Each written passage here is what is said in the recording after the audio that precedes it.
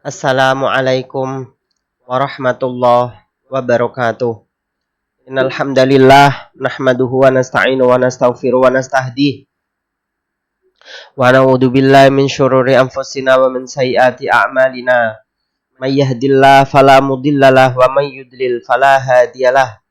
Wa asyhadu anna sayyidana Muhammadan abduhu wa rasuluh. Jamaah rahimakumullah.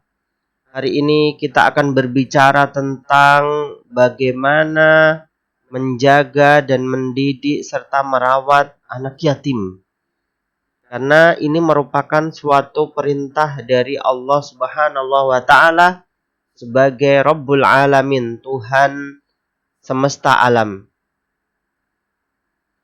Dalam ayat-ayatnya banyak sekali yang berbicara tentang kafalatul yatim. Menjaga dan mendidik merawat anak yatim. Ara'aital ladzi yukadzibu biddin, kata Allah. Apakah kalian mengetahui siapakah orang-orang yang mendustakan agama? Bukanlah dia orang yang mendustakan agama adalah orang-orang yang pezina, bukan. Orang yang berbohong, tidak. Orang yang munafik, tidak. Tapi fadzalikal ladzi yad'ul yatim, yaitu mereka orang-orang yang telah menghardik anak-anak yatim. Wala yahuddu ala ta'amil miskin, dan tidak memberikan makan kepada orang-orang miskin. Berarti orang-orang yang tidak mau menyayangi anak yatim atau tidak memberikan makanan kepada orang-orang miskin, tidak bersedekah, pelit terhadap hartanya, padahal Allah telah memberikan keluasan rizki kepadanya yang begitu luar biasa, namun dia pelit, inilah orang-orang yang telah mendustakan agama Allah Subhanahu wa taala. Naudzubillah min dzalik. Lalu siapakah anak yatim? Jamaah rahimakumullah, harus kita ketahui anak yatim adalah inqita'us shaghir an abihi wan firadihi anhu, yaitu seorang yang telah kehilangan ayahnya. Kemudian kehilangan di sini kadang ada berupa memang ayahnya meninggalkannya, tidak mau merawatnya. Kadang ada juga karena sakit, karena meninggal, sehingga orang tuanya tidak bisa menemaninya, memberikan nafkah untuknya. Maka disinilah arti sebuah anak yatim yang ditekankan oleh Allah Subhanahu wa taala agar kita ikut andil dalam menjaga serta merawatnya. Kemudian sampai umur berapakah anak yatim ini? Jamaah rahimakumullah, perlu kita ketahui al-yatim indal fuqaha, kata beberapa ulama, yutlaqu ala faqdi abahu. Man faqada abahu duna bulughihi marhalatal hulumi. Yatim adalah, kata fuqaha, orang yang kehilangan ayahnya belum dia mencapai umur balik. Umur balik itu kira-kiranya ya umur 11-12 tahun untuk laki-laki. Untuk perempuan juga 10-11 tahun sudah menstruasi. Maka kalau memang anak ini adalah laki-laki disebut sebagai yatim, untuk perempuan adalah yatimah. Kemudian kita tambahkan lagi untuk di Indonesia ini aspek yang sangat luar biasa, sosialnya sangat tinggi. Penduduk Indonesia adalah piatu. Piatu ini adalah bagi mereka yang kehilangan ibunya ketika waktu kecil. Waktu sebelum dewasa. Waktu sebelum balik ini kehilangan ibunya. Kita sudah sampaikan kepada dunia yatim dan piatu. Kita akan mendidiknya, memberikan kasih sayang kepada mereka. Inilah wujud dari nilai sosial yang ditekankan kepada kita sebagai seorang muslim. Kalau memang bukan kita, siapa lagi jamaah yang akan mendidik mereka semuanya ini? Apakah kemudian kita akan berikan kepada negara? Oh, negara ini banyak sekali tugasnya. Kemudian kalau memang kita sampaikan mereka kepada negara, siapakah yang berhak? Apakah pemerintah daerah kah? Pemerintah pusat kah? Anggarannya bagaimana? Kita tidak tahu jamaah. Maka kitalah yang akan mencurahkan kasih sayang kepada mereka semuanya. Kata Rasul sallallahu alaihi wasallam, ana, kata Rasul, wa kafilul yatimi hakada wa asyara bis sababah wal wusta. Saya dan orang-orang yang menjaga dan merawat anak-anak yatim seperti halnya dua jari ini yang saling berdekatan. Wa farraja bainahuma, ya ada pemisahan lah antara duanya. Tidak terlalu dekat pula, tapi tidak terlalu jauh. Ini kan nggak terlalu jauh jamaah. Maka inilah kondisi orang-orang yang akan merawat anak-anak yatim ketika di akhirat nanti. Akan bersama Rasul sallallahu alaihi wasallam. Dia diibaratkan dua jari ini yang berdekatan. Kalau memang kita sering dan banyak memberikan santunan anak yatim, maka dekatlah kita kepada Rasul sallallahu alaihi wasallam. Tapi kalau memang tidak pernah dan tidak mau mendidik dan merawatnya, maka kita jauh dari Rasul sallallahu alaihi wasallam. Akhlak mulia ini ditekankan oleh Rasul sallallahu alaihi wasallam.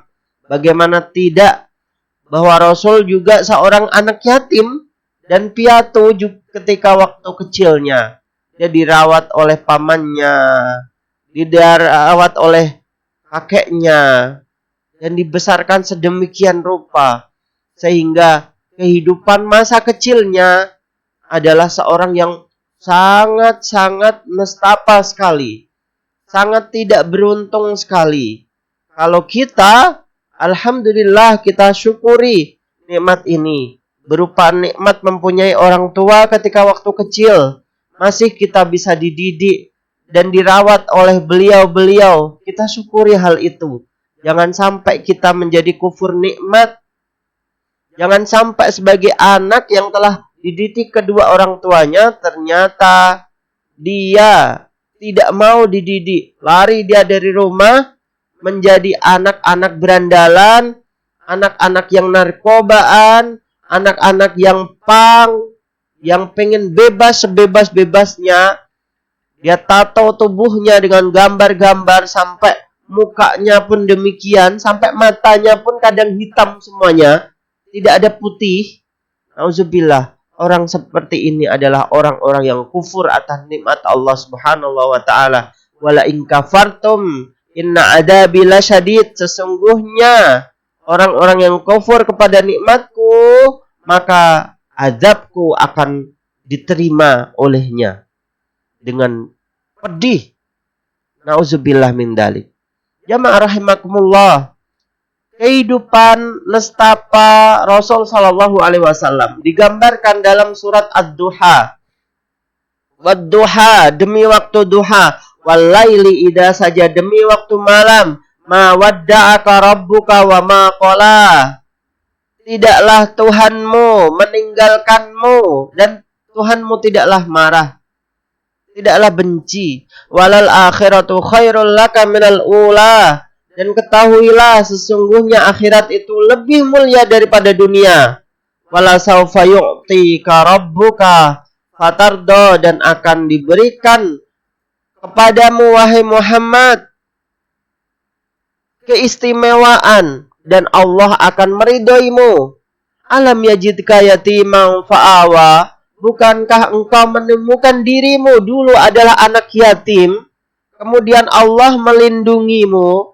Wa wajadaka dhallan fahada. Bukankah engkau menemukanmu dalam kondisi dol, tersesat, dan Allah memberikan hidayah kepadamu Muhammad. Wa wajadaka ailan fa'aghna. Bukankah engkau menemukanmu sendiri, dalam dirimu sendiri adalah orang yang miskin dulunya, dan Allah memberikan kekayaan kepadamu. Fa'ammal yatima fala taqhar. Dan kepada anak-anak yatim janganlah kalian menghardik mereka. Wa'amma sa'ila fala tanhar. Dan kepada orang-orang yang meminta janganlah kalian mengusirnya. Wa'amma bini'mati rabbika fahaddits. Dan kepada nikmat dari Tuhanmu maka ceritakanlah. Jamaah rahimakumullah, ini adalah cerita yang dibangun oleh Allah Subhanahu wa taala mengingatkan Rasul bahwa beliau dulu adalah anak yatim yang dibesarkan dan dilindungi oleh Allah Subhanahu wa taala. Kalau memang tidak ada Allah, maka tidak ada yang dapat melindunginya. Jamaah rahimakumullah, dalam ayat yang lain disebutkan wa atul yatama amwalahum wala tatabaddalul khabitha bit-thayyib. Berikanlah anak-anak yatim harta-harta mereka. Kalau mereka diberikan harta dari warisan orang tuanya, maka kita harus memberikan hak-hak harta tersebut kepada mereka. Jangan kita umpetkan, jangan kita ambil paksa harta tersebut. Karena harta anak yatim yang kita umpetkan, yang kita tilep, yang kita ambil, yang kita jarah dari mereka, sesungguhnya seperti halnya api neraka, jamaah rahimakumullah, yang akan membakar diri kita, na'udzubillah min dzalik. Atau kalau memang mereka dititipkan di panti asuhan, maka kita sebagai orang yang kaya, di antara kita ada yang hartanya lebih-lebih, maka jadilah donatur untuk mereka. Apa yang bisa kita bantu, kita bantu. Kita berikan uang kita kepada panti asuhan tersebut agar pendidikan mereka baik, agar menjadi mereka anak-anak yang baik. Diharapkan suatu ketika sama seperti halnya kita, mereka menginginkan pendidikan yang baik, menginginkan menjadi manusia normal seperti wajarnya. Sehingga dengan hal inilah mereka tidak akan terjerumus dalam lembah kehinaan, yaitu narkoba, yaitu rampok, kejahatan, kriminal, dan lain sebagainya. Dalam ayat yang lain disebutkan juga, laisal birra an tuwallu wujuhakum qibalal masyriqi wal maghribi walakinnal birra man amana billahi wal yaumil akhir wal malaikati wal kitabi wan nabiyyin. Tidaklah kebaikan kalian tuwallu wujuhakum qibalal masyriqi, memalingkan wajah kalian ke barat ataupun ke timur, walakinnal birra, tetapi kebaikan itu adalah man amana billah, mereka yang beriman kepada Allah, wal yaumal akhir, dan hari akhir, wal malaikah, dan malaikat, wal kitab, dan kitabnya Allah, dan nabi-nabi Allah, wa atal yatama ala hubbihi dawil qurba wal yatama, wa atal mala ala hubbihi dawil qurba wal yatama, memberikan hartanya kepada orang-orang yang dicintai dari anak-anak yatim dan orang-orang miskin, wabnu sabil, dan ibnu sabil, dan orang-orang peminta, dan para budak. Jamaah rahimakumullah, ini adalah perintah. Sekali lagi, kalau memang kita mempunyai harta, marilah kita bantu mereka. Saya masih ingat beberapa tahun yang lalu, ada seorang yang sekarang menjadi seorang menteri, yaitu Ibu Tri Risma Harini, yang waktu itu menjabat sebagai wali kota Surabaya. Kita tahu semuanya kehebatan dan kesuksesan beliau ketika waktu menjabat sebagai wali kota.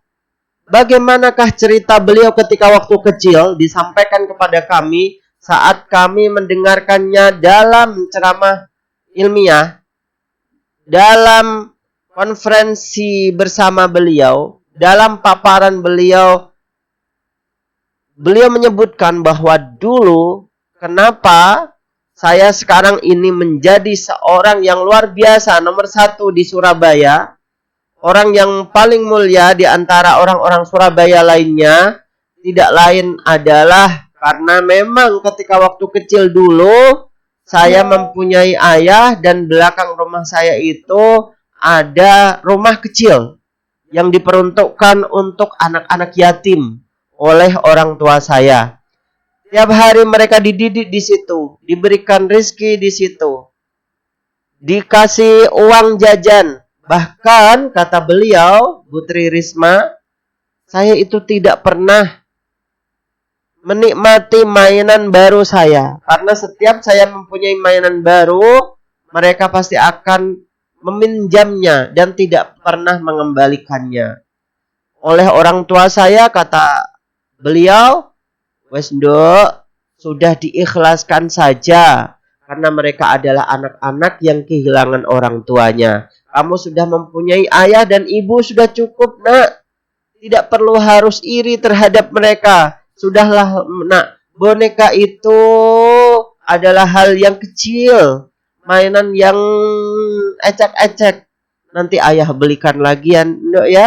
Ini yang disampaikan oleh Bu Tri Risma hari ini. Kenapa beliau sekarang menjadi orang yang mulia? Karena doa dari orang-orang tersebut. Anak-anak yatim yang telah dididik sedemikian rupa oleh orang tuanya. Bu Tri Risma hari ini. Jamaah rahimakumullah. Kita akan berbicara tentang hukukul yatama. Hak-hak anak yatim yang harus kita tunaikan bersama. Pertama adalah tanmiyatu malal yatimi wa hifzihi. Adalah menjaga harta anak yatim. Kalau bisa malahan meninvestasikannya, menjadikannya banyak agar mereka kehidupannya tercukupi. Andaikan mereka mempunyai peninggalan dari orang tuanya, kita investasikan harta mereka. Sehingga ketika waktu mereka dewasa dapat menikmati sedemikian rupa harta yang ditinggalkan oleh kedua orang tuanya. Kalau memang mereka dititipkan di panti asuhan itu ada yang menjaga. Ada donatur dari luarnya. Otomatis kita kalau memang menjaga mereka sebagai pengasuh atau mudir atau musyrif dan musyrifah yang ada di panti asuhan tersebut, kita boleh mengambil hak kita sebagai pengasuh, namun jangan sampai semuanya diambil. Yang bukan hak kita, kita ambil semuanya, kita jarah, kita rampok semuanya. Mereka kita kasih sisa-sisanya saja. Nasi sisa, harta sisa, piring sisa-sisa. Nauzubillah min dzalik. Maka orang seperti ini akan diancam oleh Allah Subhanahu wa taala, innal ladzina ya'kuluna amwalal yatama dzulman. Sesungguhnya orang-orang yang memakan harta anak yatim secara zalim, innama ya'kuluna fi butunihim nara. Mereka akan memakan api neraka di dalam perutnya.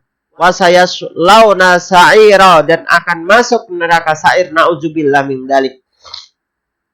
Ini adalah ancaman untuk orang-orang yang telah mendustakan harta dari anak-anak yatim. Mengambil bukan haknya. Kemudian yang nomor 2. Hakul yatim. Ri'ayatul unsa al-yatimah. Menjaga anak yatim perempuan. Kalau memang dia adalah anak yatim perempuan, kita didik dia. Kita berikan hak-haknya. Bahkan haknya ketika waktu dia siap untuk menikah, kita nikahkan dengan orang-orang yang baik. Kita pilihkan. Ini adalah hak kita terhadap yatimah. Jangan kita biarkan jamaah. Kalau kita biarkan, maka mereka suatu ketika akan menjadi perempuan-perempuan yang tidak baik. Perempuan-perempuan yang menjual diri. Menjual kehormatan. Karena memang tidak ada yang menjaganya jamaah. Ini adalah kewajiban kita bersama. Yang ketiga adalah al-ihsanu ilal yatimi fil aqwal wal af'al. Yaitu menjaga mereka atau mendidik mereka dengan perkataan yang baik dan perbuatan yang baik. Jangan sampai menghardik mereka, mencubit mereka kalau memang tidak salah. Kalau memang mereka adalah anak yang baik, maka jangan sampai kita menyakiti hatinya. Didiklah mereka, kasihinilah mereka. Kalau memang kita mempunyai harta, kumpulkan mereka, kita santuni, kita usap kepalanya. Karena mengusap, orang yang menyantuni dan mengusap kepala anak yatim, dosa-dosanya akan dihapuskan sebanyak rambut yang ada di dalam kepalanya. Kalau memang tidak ada kepala, ini rambut kan tumbuhnya banyak nih ya. Maka sama saja, meskipun dia tidak mempunyai rambut, kepala ini kan ada tempat tumbuhnya rambut. Disitulah wujud dari rambut sesungguhnya. Sehingga meskipun dia adalah botak, anak yatim yang botak yang tidak mempunyai rambut, maka sama saja seperti halnya anak-anak yang mempunyai rambut. Berikutnya adalah al-ihsanu ilal yatimi al-hirsu ala ta'limihi wa tarbiyatihi, yaitu mendidik mereka jamaah. Pendidikan ini sangat penting sekali. Kalau memang anak-anak kita didik dengan baik, maka kita juga wajib mendidik mereka dengan baik. Jangan membeda-bedakan antara anak yatim yang tidak yatim. Yatim di sana, kelasnya buruk, tidak ada fasilitas sama sekali. Buku juga tidak ada. Ini salah. Tidak boleh kita seperti itu. Kemudian, apa fadilah dari riayatul yatim? Menjaga, mendidik, dan merawat anak-anak yatim. Kata Rasul Shallallahu Alaihi Wasallam, pahalanya yudha'afu ajru wasawab, ya, ajrun wasawabun di kafalatil yatim, akan dilipat gandakan pahala orang-orang yang mendidik dan merawat anak-anak yatim. Yang kedua adalah tarqiqul qulubi wa izalatul qaswati minhu, yaitu melembutkan hati kita. Kadang iman kita itu di atas, kadang iman kita itu di bawah. Saat iman kita di atas, Masya Allah, kita sering membaca Al-Quran, ingat Allah, ke masjid juga dengan nyamannya. Namun ketika iman kita berada di titik paling labil, na'udzubillah, maka kita jarang ke masjid, jarang membaca Al-Quran, jauh kita dari Allah. Kalau memang kita mengalami seperti itu, maka silahkan santuni anak-anak yatim, karena akan melembutkan hati kita. Kadang ada anak kita itu yang jahatnya luar biasa. Dikasih tahu orang tuanya membantah, tidak mau dinasihati, misoh-misoh, dan lain sebagainya. Maka ajaklah anak kita ke panti asuhan. Nah, mereka ini, semuanya ini yang ada di sini, sebanyak 100 anak ini, nak, mereka adalah sama sepertimu. Tapi perbedaannya adalah mereka tidak mempunyai ayah dan ibu, sementara kamu ada. Mereka dididik dengan kasih sayang orang lain, diberikan santunan oleh orang lain yang bukan bapak ibunya, nak. Sementara kamu masih ada ayah ibumu, nak. Tiap hari dikasih sangu, nak. Ternyata kamu malah bandel, nak. Kalau kamu bandel terus, nak, bapak nanti akan mati nyusul bapak-bapak mereka. Kamu mau, nak, tidak mempunyai ayah, ibu? Enggak mau, bapak. Ini jangan sampai bandel terhadap orang tua, nak. Jangan bandel atas perintah bapakmu, makmu. Kalau kamu bandel lagi, bapak jantungan mati, sama seperti mereka, kamu akan di sini nanti. Enggak mau, ayah. Ini adalah tarbiyah yang kita harapkan mereka sama seperti halnya pendidikan anak-anak kita. Jamaah rahimakumullah. Yang ketiga adalah binaul mujtama', yaitu membangun masyarakat kita. Jangan sampai ada ketimpangan sosial di antara kita. Ada yang kaya, terlalu kaya, berlebih-lebihan sampai posting hartanya, mobil Rubiconnya di media sosial. Apakah dengan posting seperti itu kemudian meninggikan derajat kita? Tidak, jemaah. Itu sombong namanya. Harta kita hanya harta titipan Allah Subhanahu wa taala. Jangan disombong-sombongkan kepada orang lain. Yang berikutnya adalah tazkiyatul mal wa tathiruhu, yaitu mensucikan harta kita. Karena keberkahan dari doa-doa mereka inilah yang akan mensucikan harta kita. Kemudian imtisalul akhlaq al-azimah allati hassa 'alaiha al-Islam, yaitu mendidik akhlak mulia pada generasi penerus bangsa, termasuk adalah pendidikan yang kita tekankan kepada anak-anak yatim dan yatimah. Kemudian dalalatu 'alal fitratis salimah an-naqiyah allati fattarallahu subhanahu wa ta'ala an-nas 'alaiha, yaitu menunjukkan fitrinya keistimewaan Islam yang sangat suci atas pendidikan Islam kepada umatnya. Ini yang ingin saya sampaikan dalam pertemuan kali ini. Semoga bermanfaat untuk kita semuanya. Terima kasih. Wassalamualaikum warahmatullahi wabarakatuh.